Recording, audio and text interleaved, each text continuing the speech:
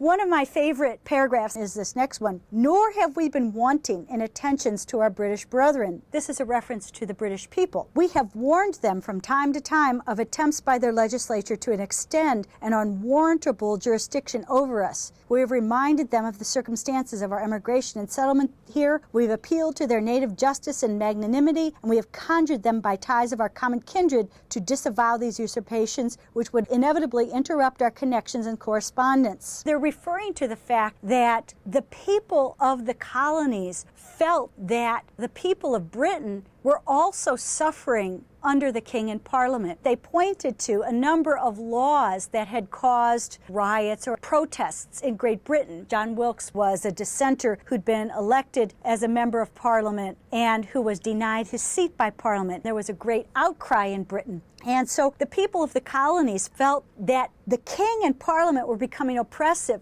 not just to the colonists in North America, but to the people of Britain themselves. And if they made common cause, then parliament and the king would stop it. But the people of Britain didn't rise up the way the colonists expected and make common cause with them. They didn't see themselves as allied.